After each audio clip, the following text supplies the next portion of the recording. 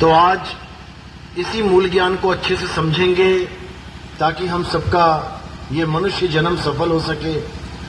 ये बार बार जन्मना मरना, बार बार लक 84 के चक्कर काटना, ये सब समाप्त हो जाए और हम सदा सदा के लिए उस परम पिता परमात्मा के चरणों में लीन हो जाएं। लेकिन वो कैसे होंगे, कैसे हमें मुक्ति मिलेगी, कैसे हमें जन्म मरण से, इस बंधन से छुटकारा मिलेगा, इसको समझने के लिए आपको बहुत बड़े विवेक की जरूरत है। ये जल्दी किसी के समझ में नहीं आता है, ये उसी के समझ में आता है जो विवेकी हो जाता है। और गुरु का काम केवल और केवल विवेक देना होता है। गुरु केवल आपको विवेकी बनाएगा, वस्तु आपके पास है। गुरु कुछ लेगा देगा नहीं कि कोई सोचे मेरे गुरुजी ने मुझे कोई ऐसी अनमोल वस्तु दे दी कि अब मेरा बेड़ा पार हो जाएगा। वस्तु लेके तो तुम टहल रहे हो, वस्तु लेके तुम घूम रहे हो। संतों ने समझाया, भीखा भूखा कोई नहीं, सबकी गठड़ी लाल, और गांठ खोल देखा नहीं, ताते भय कंगाल। यानी इस दुनिया में एक भी ऐसा जीव नहीं है जिसके पास वो अनमोल वस्तु नहीं है। मोको कहां ढूंढे रे बंदे, मैं तो तेरे पास में। किसी एक को नहीं बोला, ये सबको बोला, सबके लिए। लेकिन वो वस्तु कैसे मिलेगी, क्या करना पड़ेगा, उसके लिए आपको मूल ज्ञान समझना पड़ेगा। सबसे पहले सत्संग से जुड़ना पड़ेगा। कहते हैं बिन सत्संग विवेक ना होई, और राम कृपा बिन सुलभ न सोई। बिना सत्संग के विवेक होने वाला नहीं है। और जब तक विवेक नहीं हुआ तब तक आप उस अनमोल वस्तु के बारे में सोच भी नहीं सकते। तो आज उसी अनमोल वस्तु के बारे में सत्संग करेंगे, उसका खुलासा करेंगे, ताकि सब भक्तों को उस अनमोल वस्तु का ज्ञान प्राप्त हो, जिसके लिए मीराबाई ने बोला, वस्तु अमोलक दी मेरे सतगुरु, और कृपा कर अपनायो, पायो जी मैं नाम रतन धन पायो। वो क्या है नाम रतन, वो कौन सा धन है, आज उसका पूरा खुलासा किया जाएगा। तो सत्संग शुरू करने से पहले परम पिता परमात्मा के चरणों में बंदगी करेंगे, जयकारा लगाएंगे और फिर सत्संग शुरू करेंगे। बोलिए परम पिता परमात्मा की जय। सदगुरु बंदी छोड़ कबीर साहेब की जय। सभी संतों की जय। सभी भक्तों की जय। सदगुरु मदनपति साहेब की जय। सदगुरु दूलमपति साहेब की जय। दीवान जवाहरपति साहेब की जय। सदगुरु मोहनपति साहेब की जय। सदगुरु राम अनुराग साहेब की जय। सदगुरु राम सेवक साहेब की जय। सदगुरु विराटपति साहेब की, करीनापुर धाम की, सभी संतों की, सत्संग में आए भक्तों की, सबके गुरु महाराज की, सकल हंस को बंदगी, साहेब बंदगी सतगुरु जय। तो हमारे जीवन का मुख्य उद्देश्य क्या है, जब तक हमें ये समझ में नहीं आया तब तक हम इस जन्म को सफल भी नहीं कर पाएंगे। एक बच्चा स्कूल जाता है, उसको पता है कि मैं स्कूल क्या करने आया हूं, पढ़ने आया हूं, पढ़ के एग्जाम देने आया हूं और एग्जाम देने के बाद पास होने आया हूं। अगर ये आपके जहन में है, अगर ये आपके दिमाग में है, अगर ये चीज आपको याद है, तो याद रखिए कि आप बहुत विवेकी हैं। आप उस नजर को रखते हैं जिसको पार की नजर कहते हैं। आप उस लक्ष्य को समझते हैं जो आपने प्राप्त करना है।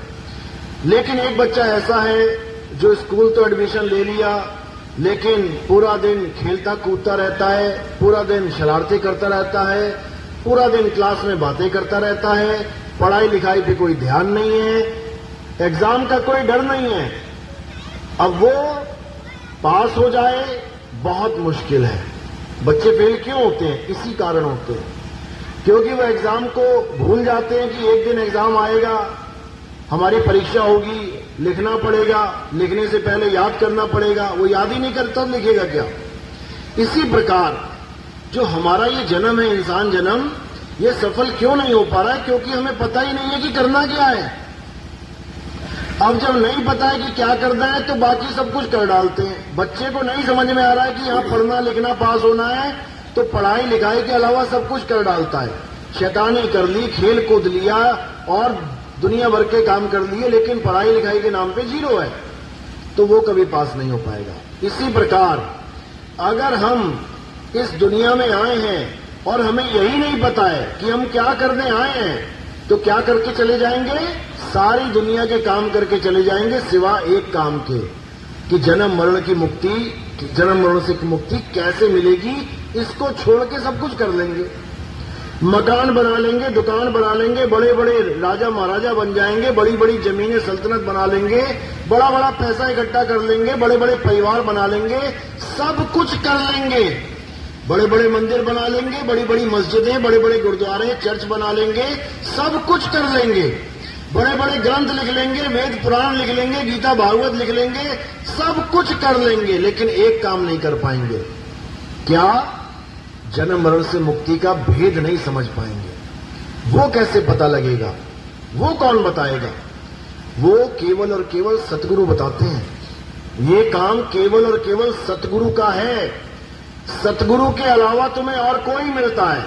कोई पंडित जी मिल गया, कोई नमाजी काजी मिल गया, कोई पास्टर मिल गया, कोई सिख भाई मिल गया, ग्रंथी मिल गया, पाटी मिल गया, कोई भी मिल जाए, वो तुम्हें सारा ज्ञान पकड़ा देगा सिवाय आत्मज्ञान की। वो तुम्हें आत्मज्ञान नहीं दे सकता, बाकी सारा ज्ञान पकड़ा देगा। मंत्र दे देगा, जंत्र दे देगा, पूजा पाठ हवन यज्ञ दे देगा, दिया जलाना सिखा देगा, मंदिर जाना सिखा देगा, नदियों में नहाना सिखा देगा, तीर्थ मूर्त व्रत पूजा उपवास पाठ सब कुछ करवा देगा, बस आत्मज्ञान नहीं दे पाएगा। अगर शक है तो किसी भी बूढ़े आदमी से पूछ लो, किसी भी बुजुर्ग माता से पूछ लो कि माता क्या तुम अपनी आत्मा को जानती हो? क्या तुमने अपनी आत्मा को अनुभव किया है? तुम्हें पता है कि आत्मा क्या होती है? देख लो। सारी उम्र पूजा पाठ करके गुजार दी माता ने, मंदिर जाके गुजार दी, मस्जिद जाके, गुरुद्वारे चर्च जाके, हवन यज्ञ करके, तीर्थ व्रत करके सब कुछ कर डाला, लेकिन बुढ़ापे तक भी नहीं समझ पाई कि आत्मा चीज है क्या। बस इसी आत्मा को जानना हमारा जीवन का लक्ष्य है और कुछ नहीं है। कि कोई सोचे मैं बहुत व्रत रखता हूं, पूजा पाठ करता हूं, मेरा जन्म सफल हो जाएगा। किसी का सफल नहीं होगा। सफल केवल तब होगा जब तुम आत्मज्ञानी हो जाओगे। कृष्ण जी समझा रहे हैं गीता में, हे अर्जुन, इस दुनिया में जितने भी जीव हैं ये जन्म मरण में धक्के क्यों खा रहे हैं? क्योंकि ये आत्म तत्व को नहीं जान पाते और किसको पकड़ के बैठ जाते हैं? इस नाशवान संसार को, इस नाशवान काया को, इन नाशवान योनियों को पकड़ के बैठ जाते हैं। कोई सांप की पूजा कर रहा है, कोई गाय की पूजा कर रहा है, कोई तुलसी की पूजा कर रहा है, कोई बरगद की पूजा कर रहा है, कोई पीपल की पूजा कर रहा है, कोई शरीरों की पूजा कर रहा है।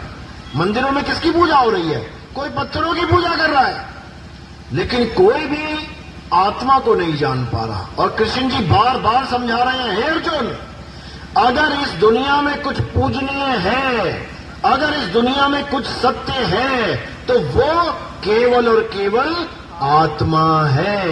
हे अर्जुन, इस आत्मा का ना तो कभी जन्म होता है, ना ही इस आत्मा की कभी मृत्यु होती है। ये आत्मा अजन्मा है, नित्य है, शाश्वत है, पुरातन है। ये आत्मा ही सत्य सनातन है।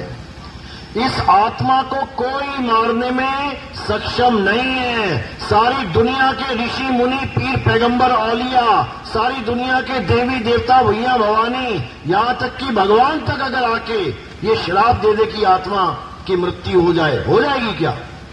नहीं हो सकती, क्योंकि आत्मा अमर है।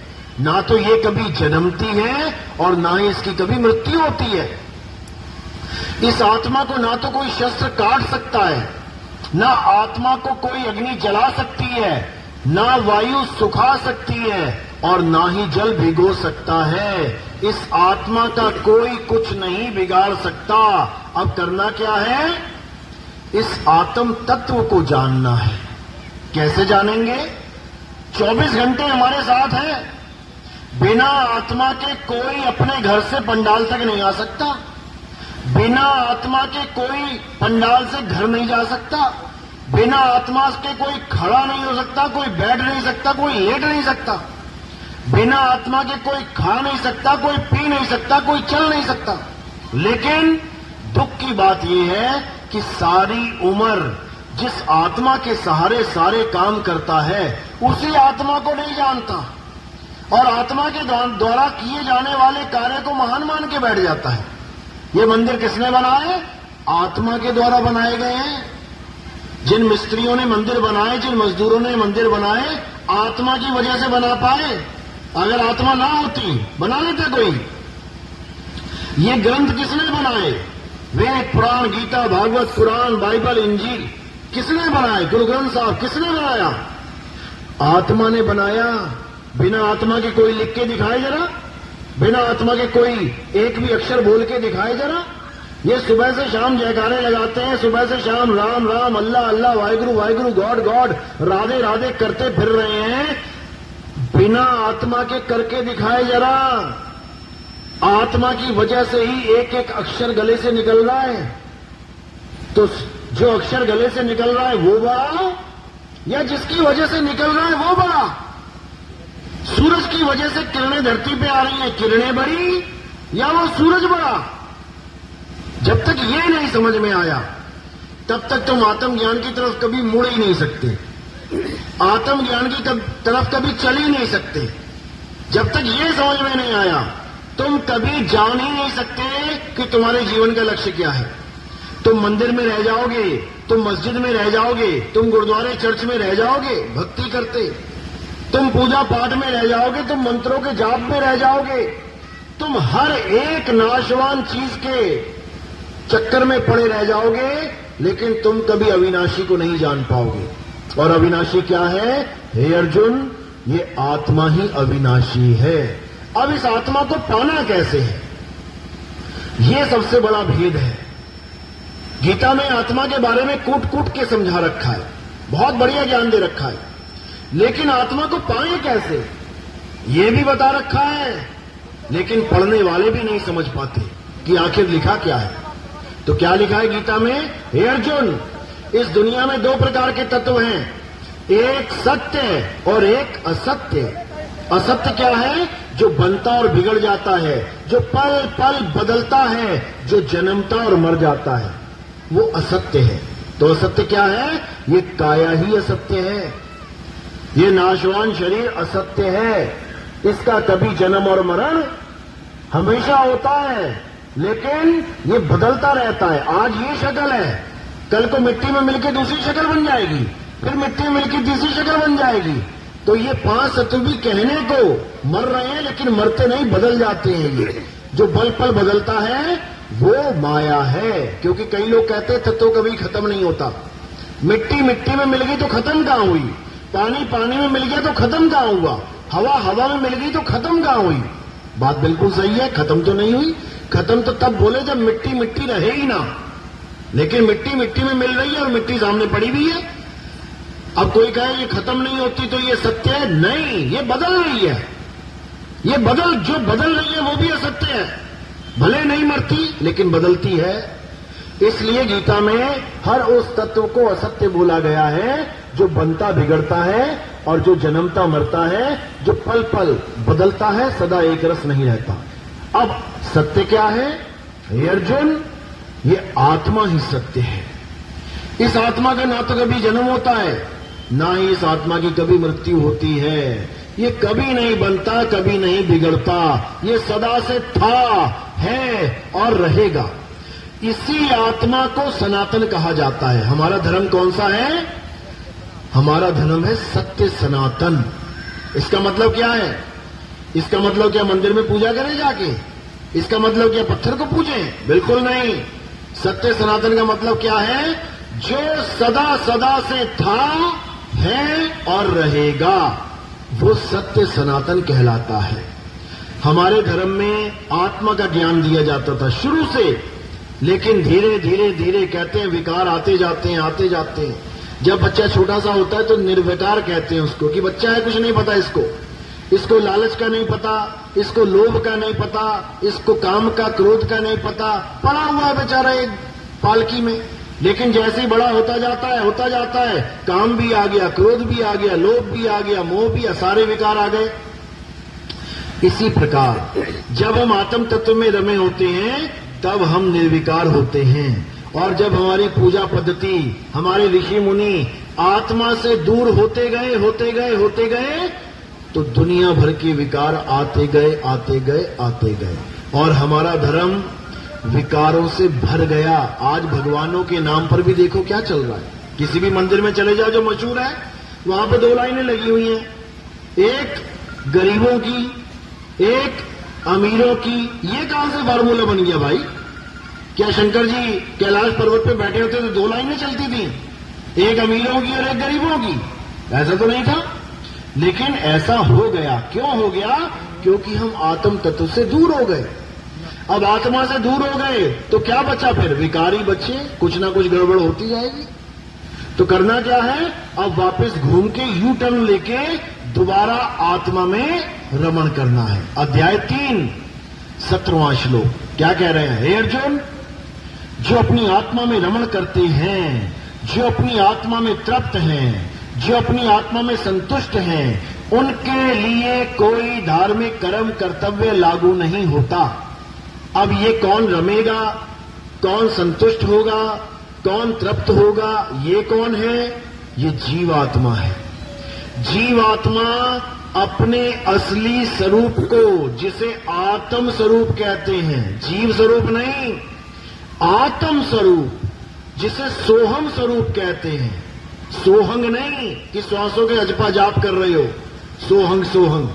ये सोहम स्वरूप है, यानी जो तू, सोहम, जैसा तू वैसे हम।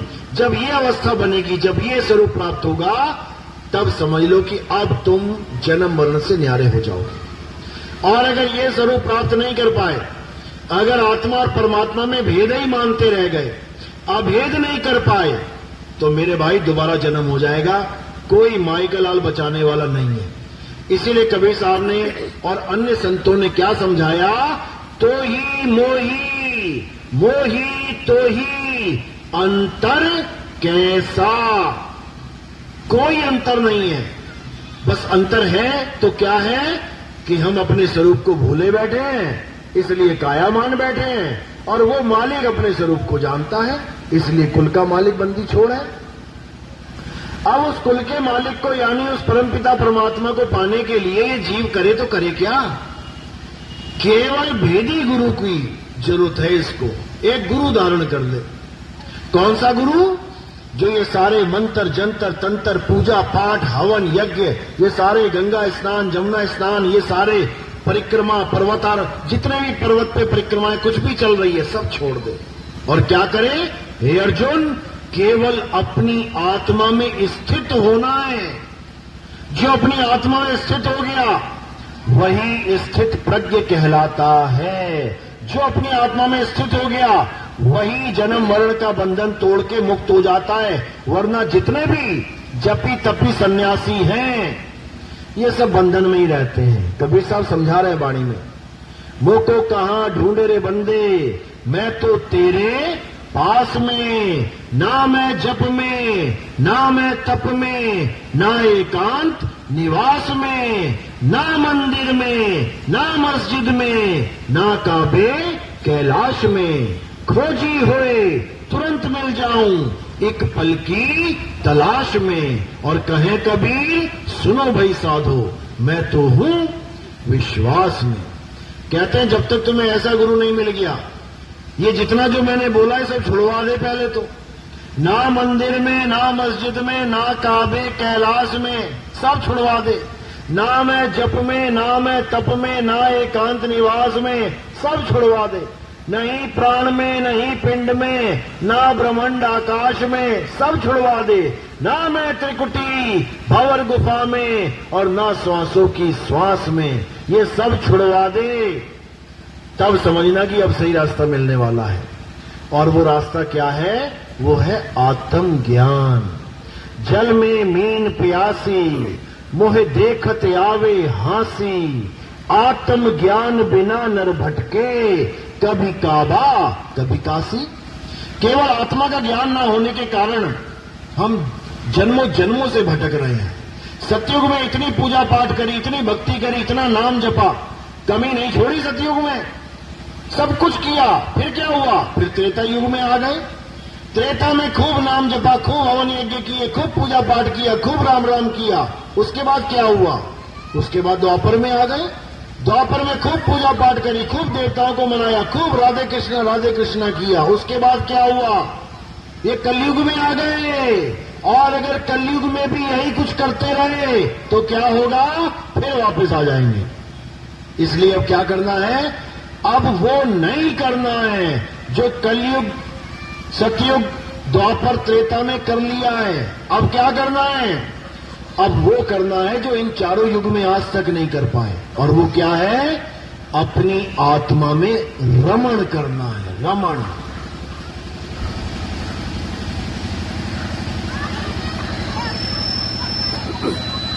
तो कैसे करेंगे रमण? जब हमारे जीवन में आत्मज्ञानी गुरु आएगा, वो तुम्हें बताएगा कि आत्मा में रमण कैसे करते हैं। वो तुम्हें समझाएगा कि आत्मा आखिर है कहां। वो तुम्हें बताएगा कि तंत्रों मंत्रों जंत्रों से परे आत्मज्ञान होता क्या है। और उसके बाद तुम्हें कहीं जाने की जरूरत नहीं है। उसके बाद जहां तुम खड़े हो वहीं परमात्मा है, जहां तुम बैठे हो वहीं परमात्मा है, जहां तुम लेटे हो वहीं परमात्मा है, जहां तुम हो वहीं परमात्मा है। उसके बाद कोई परमात्मा को ढूंढने वाला खेल खत्म हो जाएगा। उसके बाद क्या हो जाएगा? उसके बाद परमात्मा तुम्हारे अंदर ही विराजमान है, उसी में खोजना है। साहिब समझा रहे हैं, कह रहे ज्यों तिल माही तेल है और ज्यों चकमक में आग, तेरा साईं तुझ में है, जाग सके तो जाग। कह रहे कहीं जाने की जरूरत नहीं है भाई, जहां तू बैठा है वहीं परमात्मा है। बस तेरे जीवन में वेदी गुरु आ जाए, वही मिल जाएगा तुझे मालिक। कैसे मिलेगा? जैसे तिल के दाने में तेल मिल जाता है। अब तिल का दाना यहां पड़ा है और तेल ढूंढने जा रहे हो तुम अयोध्या, तेल ढूंढने जा रहे हो तुम काबा, तेल ढूंढने जा रहे हो मक्का मदीना, नहीं मिलेगा। अगर तिल यहां है तो तेल भी यही है और तेल तिल के अंदर ही है। इसी प्रकार चकमक पत्थर जहां है वहीं आग है, पार नहीं है, कहीं दूर नहीं है। जहां चकमक पत्थर है वहीं आग है, जहां तिल है वहीं तेल है, और जहां आत्मा है वहीं परमात्मा है। तो आत्मा कहां है तुम्हारी?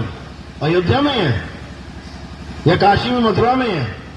अरे जहां तुम हो वहीं तुम्हारी आत्मा है, लेकिन तुम्हें उसका भेद नहीं पता। मीराबाई को भी नहीं पता था, इसीलिए पत्थर की मूर्ति लेके घूमती थी गली गली में, नाचे मीरा गली गली। कृष्ण जी की मूर्ति लेके गली गली घूमती थी। फिर क्या हुआ? एक दिन गुरुजी मिल गए। कौन से गुरुजी? रविदास जी महाराज। उन्होंने देखा लगन तो अच्छी लगी हुई है बिटिया में, बहुत प्रेम है इसको भगवान से, बहुत अच्छी बात है, लेकिन मार्ग गलत पकड़ लिया है। जिस मार्ग को इसने पकड़ लिया है ये मुक्ति का मार्ग नहीं है। हां, भक्ति का मार्ग है, भगत कहलाओगे, जैसे मीरा कृष्ण भगत कहलाती थी। भक्ति का मार्ग तो पत्थर पूजना भी है। अलग अलग भक्तियां, अलग अलग मार्ग है, लेकिन मुक्ति का मार्ग नहीं है ये। और जब तक भक्ति से मुक्ति ना हो तब तक वो भक्ति सदभक्ति है ही नहीं। भक्ति तो माता पिता की भी भक्ति है। माता पिता को दिन रात पूजो वो भी भक्ति है, गुरुओं को दिन रात पूजो वो भी भक्ति है, अरे पत्थर को दिन रात पूजो वो भी भक्ति है, लेकिन मुक्ति नहीं है उससे। कह रहे माता पिता मिल जाएंगे 184 माही, गुरु भजन और सतगुरु भक्ति फिर मिलेगी नहीं। ये भजन बंदगी तो मिलने वाली नहीं है। ये कैसे मिलेगी? जब आपके जीवन में गुरु आ जाएगा। तो गुरु क्या करेगा? जो मीराबाई को बताया। रविदास जी महाराज ने क्या बोला कि मीरा, जिस भगवान को तू पकड़ के घूम रही है, जैसे तेरे प्राण पखेरु उड़ेंगे, जैसे तेरा शरीर छूटेगा, ये मूर्ति भी तेरे हाथों से छूट जाएगी, भगवान तुझसे जुदा हो जाएंगे। ऐसा भगवान पकड़, ऐसा भगवान खोज जो तुझे पकड़ ले, और अगर उसने तुझे पकड़ लिया तो फिर न छूटेगी, फिर तू अलग नहीं हो पाएगी। मीरा की समझ में आ गई बात। फिर क्या किया उसने? राजपूत होकर, क्षत्रिय जात थी उसकी, राजपूत ठाकुर, उस जमाने में ठाकुर होकर, और वो भी कोई आम औरत नहीं कि कोई आम औरत है, रानी थी वो। उसने ठाकुर यानी ऊंची जात का होकर भी रविदास जी महाराज यानी उस जमाने में कहते थे शूद्र हैं, नीच जात वाले, उसको गुरु धारण किया। सोचो, जात पात के बंधन को तोड़ दिया किसने? रानी ने। इसीलिए जहर पिलाया गया था उसको, इसलिए नहीं पिलाया गया था कि वो कृष्ण जी की भगत थी। कृष्ण जी के तो भगत सारे ही थे, पूरा राजस्थान कृष्ण जी का भगत है, तो क्या जहर पिला रहा है एक दूसरे को? जहर इसलिए पिलाया गया क्योंकि उसने उसको गुरु धारण कर लिया जो सबकी नजरों में नीच जात का था। तो बड़ी बेइज्जती हुई। फिर क्या? फिर मीरा को मारने के लिए जहर पिला देगा, फिर भी ना मरी वो, ऐसी मालिक की मौज थी। तो कौन सी वस्तु, किस वस्तु का ज्ञान मीराबाई को रविदास जी ने दिया, वो भी समझ लो। कह रही है, पायो जी में नाम रतन धन पायो, वस्तु अमोलक दी मेरे सतगुरु, कृपा कर अपनायो, पायो जी में नाम रतन धन पायो। मुझे मेरे सतगुरु ने कौन सी अनमोलक वस्तु दे दी? आत्मा का ज्ञान। इस दुनिया में कोई भी चीज अनमोलक नहीं है, हर चीज का कोई ना कोई मोल है। केवल एक ऐसी चीज है जिसका कोई मोल ही नहीं है, और वो क्या है? आत्मा। इसका कोई मोल नहीं है। कोई नहीं कह सकता कि मैं आत्मा खरीद के लेके आ रहा हूं, मतलब ही नहीं है। शरीर खरीद सकता है, आंख, पैर, हाथ, बाल, खाल, किडनी, फेफड़े खरीद सकता है, सारे संसार में दिखने वाली हर वस्तु खरीद सकता है, लेकिन आत्मा को नहीं खरीद सकता। तो ये अनमोलक वस्तु क्या है? ये आत्मा है। और ये आत्मा केवल मीराबाई के पास नहीं, ये आपके पास भी है। सबके पास आत्मा है ना। अपनी अपनी आत्मा लेके आए हो साथ में, घर रह गई किसी की? सब लेके आए हो, हिल रहे हो, डुल रहे हो, खा रहे हो, पी रहे हो, बोल रहे हो, हंस रहे हो, क्योंकि आत्मा साथ है। लेकिन आत्मा साथ है तो मिल क्यों नहीं रही? आत्मा साथ है तो अनुभव क्यों नहीं हो रहा? अभी बर्फ की एक छोटी सी सिल्ली पकड़ा दो, अभी देखो अनुभव होने लग जाएगा। अभी आग का थोड़ा सा अंगारा हाथ में पकड़ा दो, अभी अनुभव होने लग जाएगा। अभी ठंडी गर्म चीज का अनुभव होने लग जाएगा। लेकिन आत्मा 24 घंटे साथ है, अनुभव नहीं हो रहा, पता ही नहीं लग रहा है क्या? क्यों नहीं पता लग रहा? क्योंकि सारा ध्यान काया में है, सारा ध्यान शरीर में लग चुका है। और जब तक शरीर में लगा रहेगा ध्यान, तब तक किसी को आत्मा का ज्ञान होने वाला नहीं है। तो क्या करना है?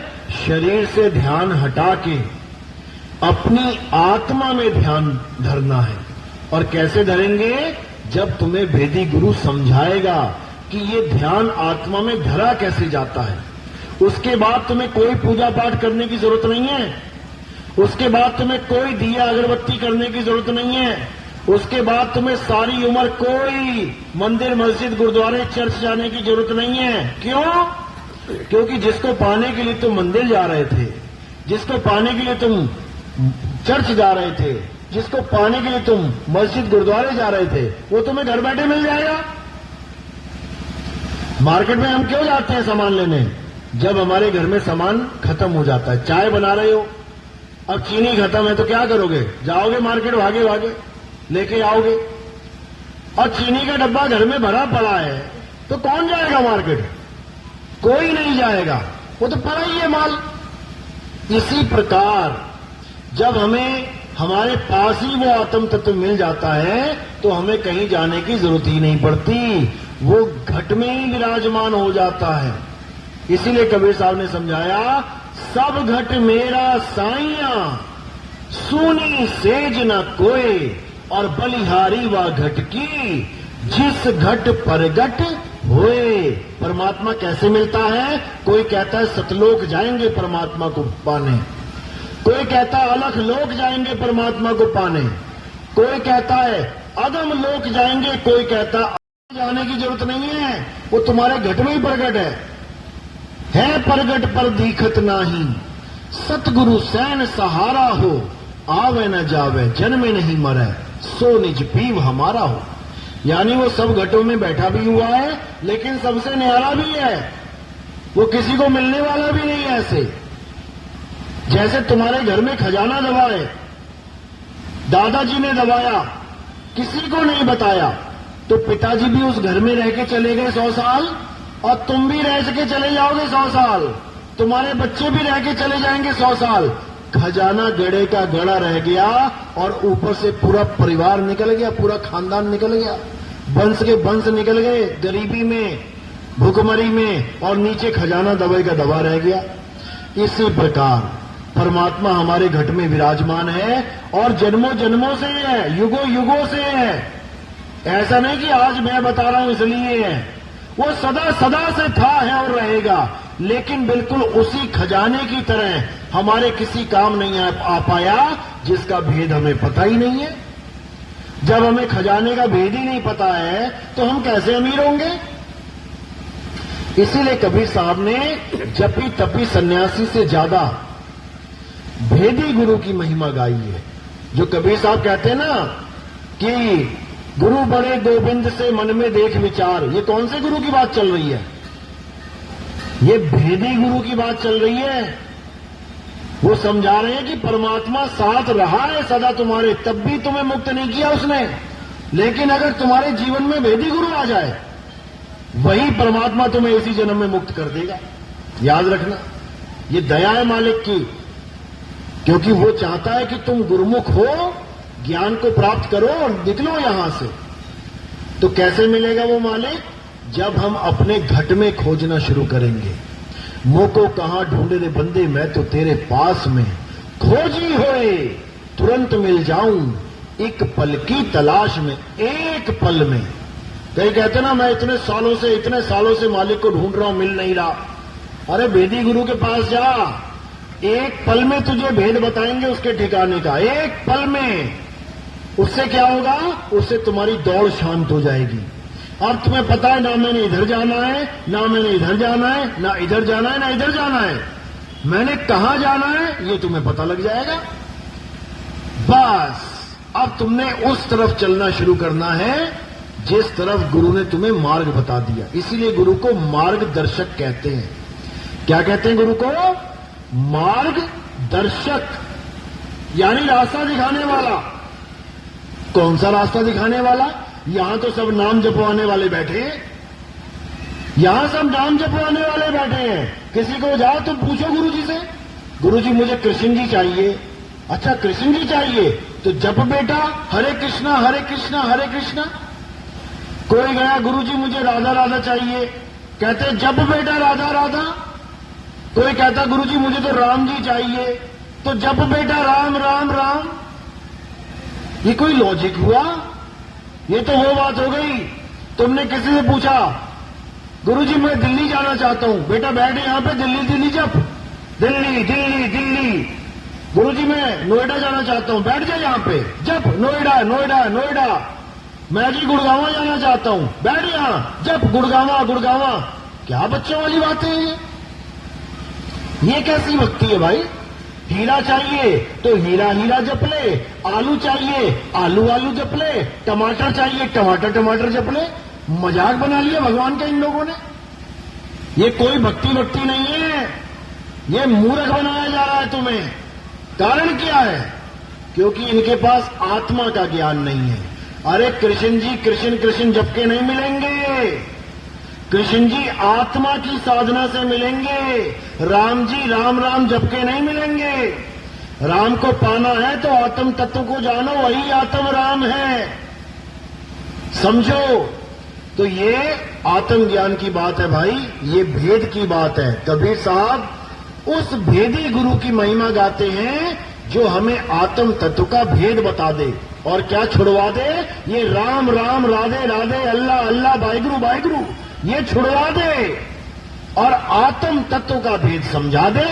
इसीलिए बोला है सोई गुरु पूरा कहावे, जो दो अक्षर का भेद बतावे, एक छुड़ावे एक लखावे, तब प्राणी निज घर को जावे। यानी ये जितने भी नाम जपने वाले ये जपी हैं, ये तपस्या करने वाले तपी हैं, इन सब से तुम्हारा खेड़ा छुड़वा देवे, इन सब से तुम्हें दूर कर देवे और किसके करीब ले आए, उस आत्म तत्व के, उस परम तत्व के करीब ले आए, जिसकी महिमा गीता गाती है, जिसकी महिमा सब संत गाते हैं। गुरु ग्रंथ साहब में क्या वाणी दर्ज है, कहते हैं आत्म में राम, राम में आत्म, छीनस गुरमुख विचारे, कि वो आत्मा में राम और राम में आत्मा बसी हुई है। बस तुम्हारा ध्यान भटका हुआ है, लगाओ जरा आत्मा में, तुम्हें राम के दर्शन ना हो जाए तो बात की बात है। लेकिन आत्मा में ध्यान कोई कर ही नहीं सकता बिना भेद को समझे। इसलिए कबीर साहब भेद की बात करते हैं। उस वस्तु को बिना भेदी गुरु के नहीं पाया जा सकता। वस्तु कहीं ढूंढे कहीं, कैसे लागे हाथ, और गुप्त वस्तु तब मिले, भेदी लीजिए साथ। ये जपी तपी सन्यासी लीजिए साथ नहीं बोला कि जपी लीजिए साथ 1008 मंत्र जपवाएगा तुम्हें। आजकल तो चल रहा है कि 8 करोड़ बार नाम जप लो तुम आत्मज्ञानी हो जाओगे। बताओ, 21,000 साल पराशर ऋषि नाम जपता रहा, 21,000 साल। तुम्हारी तो उम्र भी नहीं है इतनी कि तुम इतनी बार नाम जप पाओ। 21,000 साल नाम जपने के बाद मल्लाह की लड़की के साथ उसने भोग विलास कर डाला। कहां चला गया आत्मज्ञान, कहां चला गया आत्मज्ञान। और आज कह रहे हैं कि तुम्हारी छोटी सी आयु में, ये 50-60 साल की आयु में कह रहे हैं 8 करोड़ बार नाम जप लो तुम्हें आत्मज्ञान हो जाएगा।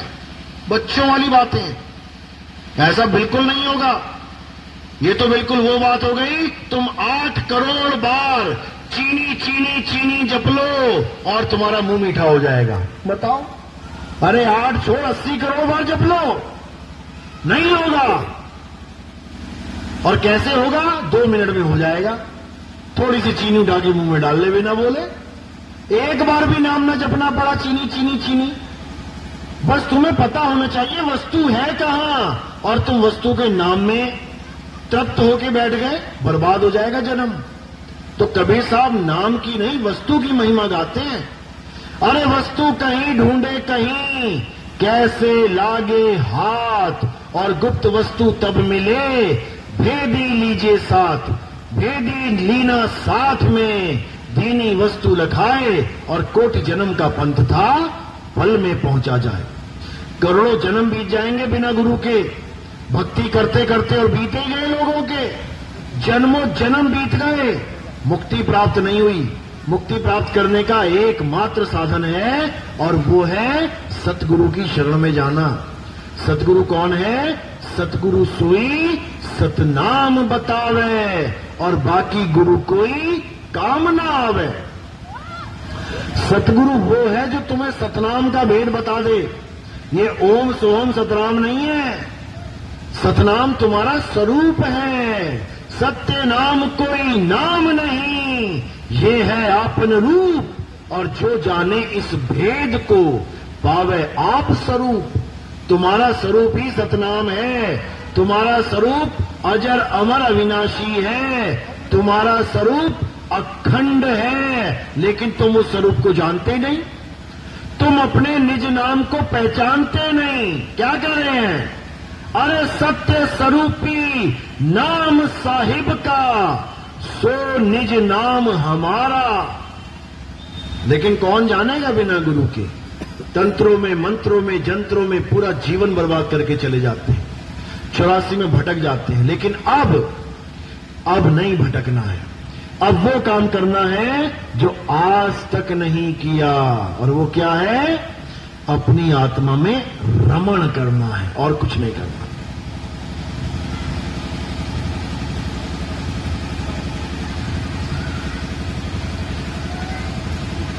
तो अब क्या है, अब आत्मा का ज्ञान ही शेष बचा है। बाकी सारा ज्ञान ले लिया दुनिया में। हिंदुओं ने हिंदुओं के ज्ञान ले लिए, मुसलमानों ने मुसलमानों का ज्ञान ले लिया, सिखों ने सिखों का ले लिया, ईसाइयों ने, हर ज्ञान लेके बैठ गया इंसान। केवल एक ज्ञान जिसके पास नहीं है वो क्या है? आत्मज्ञान। हिंदू को पकड़ लो, मुसलमान को पकड़ लो, सिख को पकड़ लो, ईसाई को पकड़ लो, जैन को पकड़ लो, बौद्ध को पकड़ लो, ले आओ सबको साथ में। अब उनसे पूछो कि आत्मा बता क्या है, आत्मा होती कैसी है, आत्मा का स्वरूप क्या है। फिर देखो तुम जवाब मिलते हैं जब तुम खुद ही समझ में नहीं आएगा तुम्हारे हो क्या रहा है। कोई कुछ बताएगा तो पहली बात तो चुप ही हो जाएंगे सारे, क्योंकि सारे मंत्र जंत्र पकड़ के बैठ गए, आत्मा का कोई ज्ञान ही नहीं है। लेकिन अगर कोई बोला भी तो क्या बोलेगा? आत्मा प्रकाश होता है, आत्मा अंधकार होता है, आत्मा सांस होती है, आत्मा आवाज है ये जो गले से निकल रही है, आत्मा नाभि में है, आत्मा त्रिकुटी में है, आत्मा छोटी होती है, कोई कहेगा आत्मा बहुत विशाल होती है। सब अपने अपने तुक्के लगा के साइड हो जाएंगे।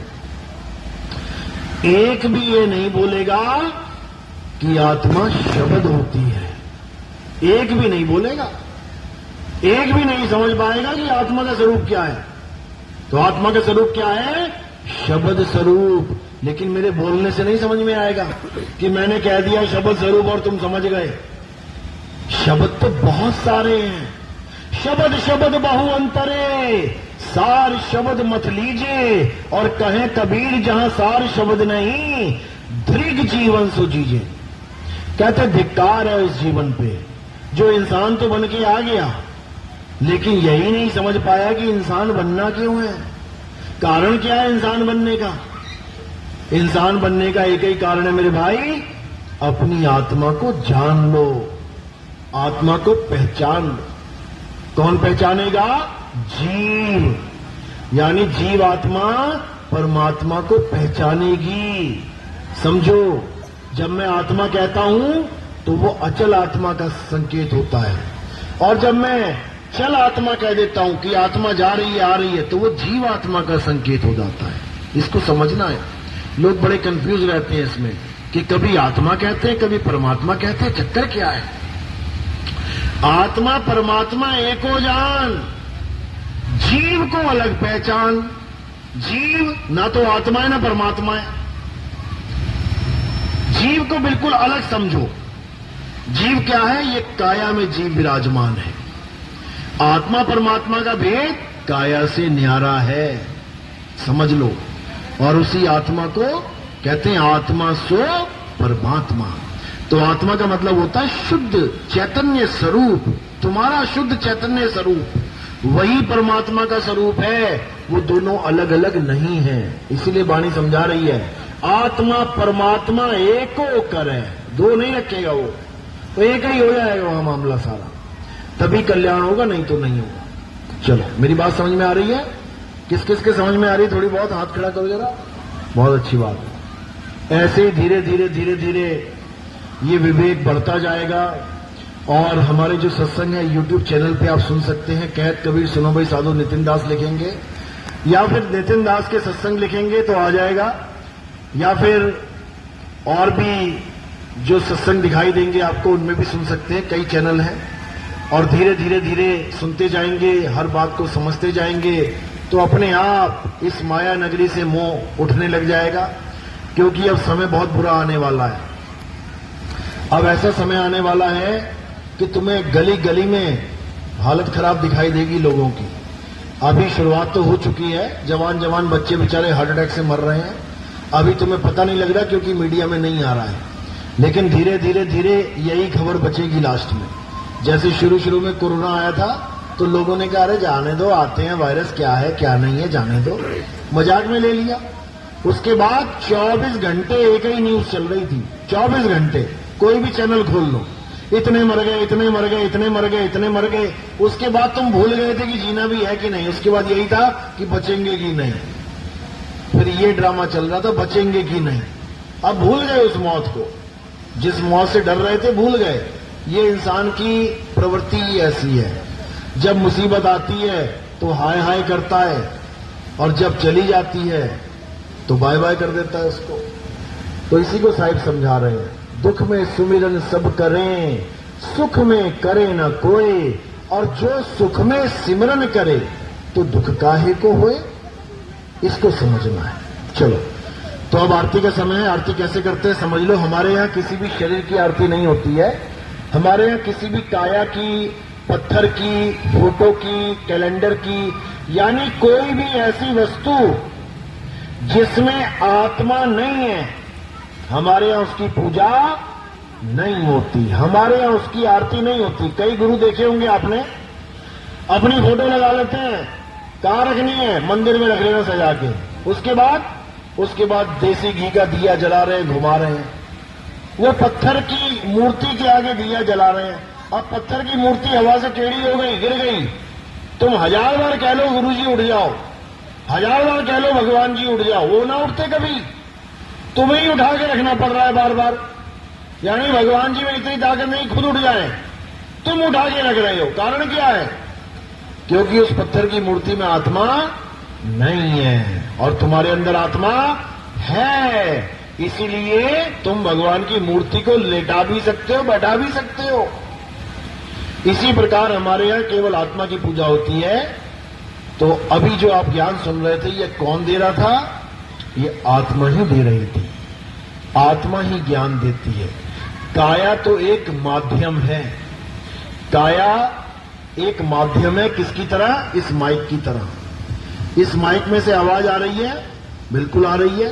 स्पीकर में से आ रही है, बिल्कुल आ रही है। लेकिन बोलने वाला माइक और स्पीकर से परे है।